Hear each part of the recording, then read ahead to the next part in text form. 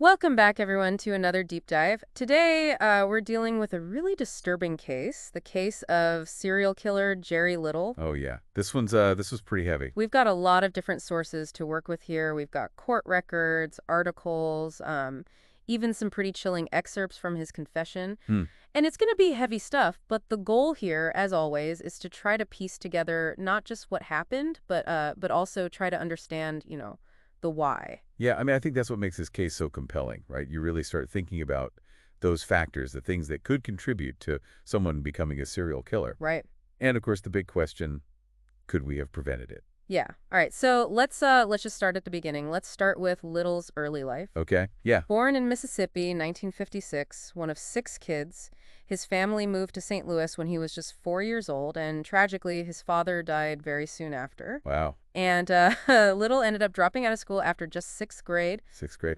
I mean, that's got to have a huge impact on a kid, right? Absolutely. I mean, research shows that these kinds of early childhood traumas can actually have a significant impact on brain development. Really? Yeah.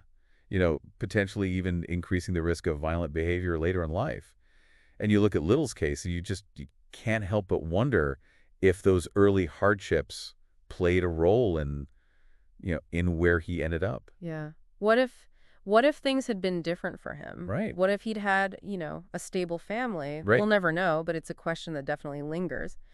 And sadly, his descent into crime began pretty early. Yeah. At just 15, he was arrested for rape and sentenced to 5 years. That early entry into the criminal justice system, that's a big red flag. It really makes you wonder, were there any interventions at that point? Was Right. there, any attempt to address the underlying issues that led him down this path? Right. It seems like maybe a crucial opportunity was missed. Yeah, it's like a snowball effect almost. Yeah. He gets paroled in 74, but he ends up back in prison just a year later for robbery and another gang rape. Oh, wow.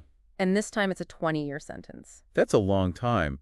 It really raises the question, what happened during that time in prison? Right. I mean, was there any focus on rehabilitation? Did he receive any kind of support, to address his obviously escalating criminal behavior? It's a great point, and it's frustrating because, the sources we have don't really dive into the specifics of his prison experience. Right, right. They do mention that he was paroled again in 1984, got married, and it seemed like he was trying to build a stable life, at least for a little while. Yeah, there are these glimmers of hope, right? Yeah. These moments where it seems like he might turn things around. But as we know, he was arrested in Kansas City for marijuana possession, Right. which violated his parole and sent him right back to prison. It's heartbreaking because it does seem like he was trying, at least for a little while. Yeah. It makes you wonder, was this a lack of support? Yeah.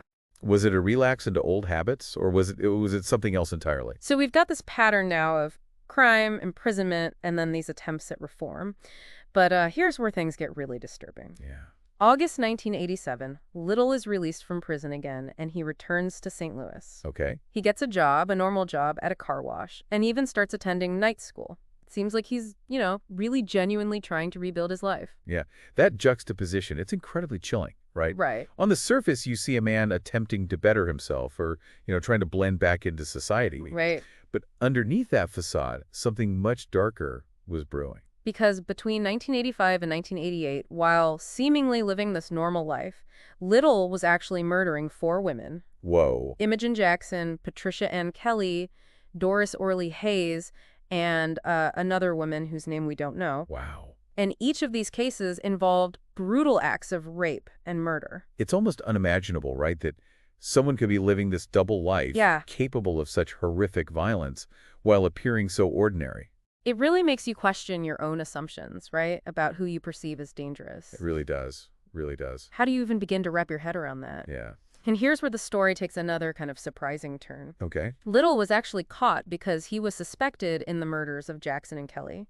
He had a connection to their apartment building and also to the crisis center where they lived and worked. Okay. But it's what happened during his detention on August 4th, 1988 that really changed everything. What happened? What happened? He confessed. He confessed, just like that. Out of the blue, admitted to all 4 murders. Wow. And not just admitted to them, he confessed in detail. The whole thing was captured on video. So this unexpected confession, that just adds a whole other layer of complexity to this whole case. Right. Raising questions about his motivations, and all the legal implications, which we'll dive into when we cover his trial and conviction in the next part of our deep dive. So we left off with this crazy confession, right? I mean, it just sets the stage for like a really intense legal battle. Oh, absolutely. His trial begins in September 1990, and Little's defense team, they make a pretty bold move right from the start. Oh, really? What do they do?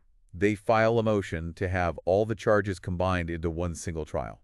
Wow, so all the eggs in one basket, huh? Yeah, exactly. What was their thinking there? Well, it's a risk-reward situation, right? By facing all the charges at once, they eliminate the possibility of multiple death penalty sentences. Okay, that makes sense. But it also means all their hopes are riding on winning this one trial. Yeah, high stakes for sure. And how was Little reacting to all of this? Was he showing any remorse?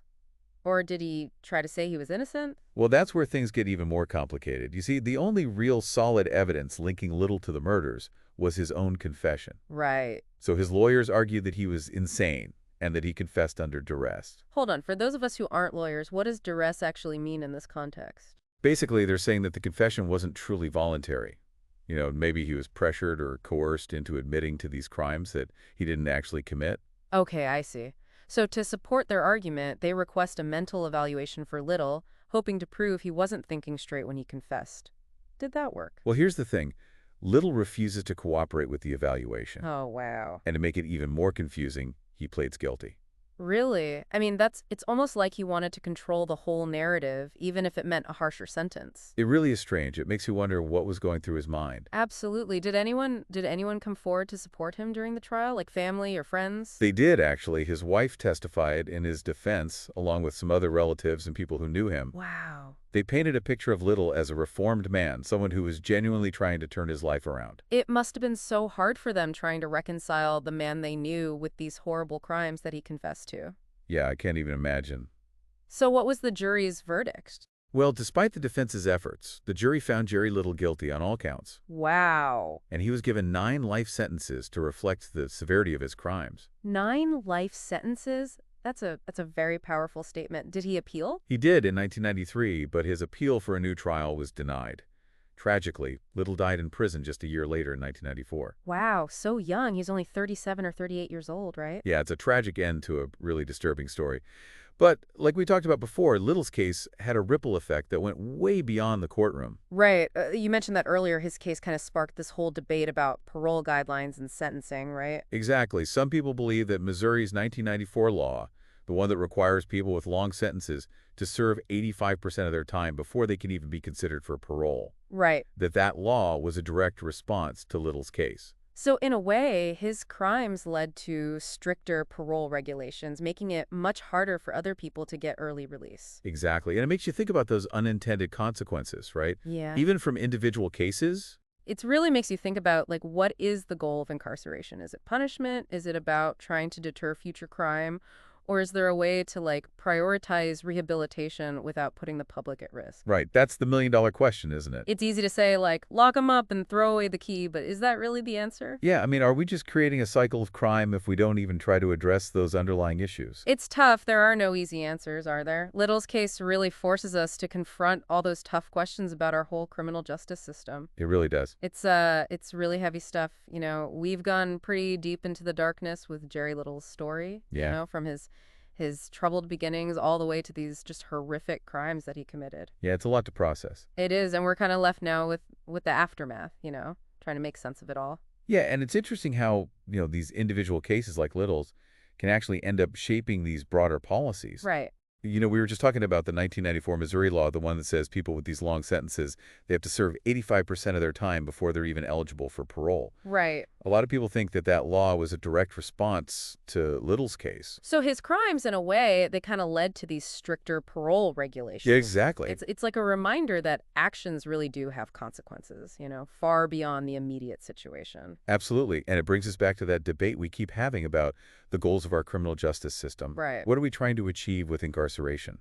Is it about punishment? Is it about deterring future crime? Or is there a way to actually, prioritize rehabilitation without putting the public at risk? I struggle with that idea, to be honest, this idea of rehabilitation. I mean, when someone commits such awful, brutal acts, is genuine change even possible? What do you think? It's a question that people have been grappling with for decades. Criminologists, policymakers, Right.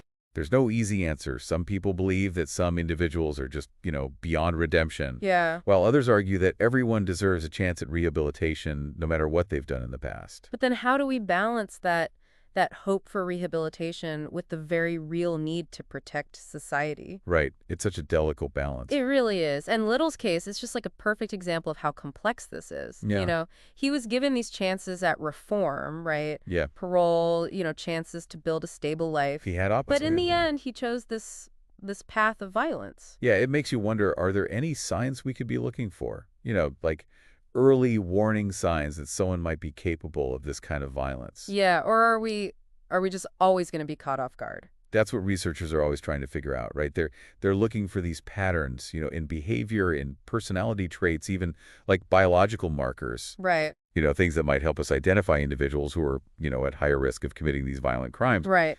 But it's complicated. It's a very complex field, and it's constantly evolving. Yeah, it feels like we still don't really understand that much about just the human capacity for both good and evil. Absolutely. And cases like Little's, they really force us to confront those uncomfortable truths, Yeah. about ourselves, about society as a whole, and about the limits of our own understanding. But at the same time, they also make us, want to keep searching for answers, to keep working towards creating a world that's, more just and more compassionate. Absolutely. So as we wrap up this deep dive, what are some of the key things that you're hoping our listeners will take away from this? I think the biggest takeaway for me is that Little's story, it's not just about this one man and his descent into darkness. It's about these much larger societal issues: poverty, lack of education, adequate mental health care, Right. and just this cycle of violence that just traps so many people. Yeah. It's a reminder that we can't just focus on punishing individuals. We have to look at those systemic problems that contribute to these tragedies. Exactly. And it's a call to action for all of us, We need to have these conversations, these meaningful conversations about criminal justice reform, about rehabilitation, about how we can create a society where everybody has the chance to thrive. Little's case, it might be closed, but the questions that it brings up, they're definitely not answered. Right. We hope this deep dive has kind of sparked something in you, maybe inspired you to keep looking into these really complex issues and to join the conversation about how we create a safer and more just world for everyone. That's what it's all about.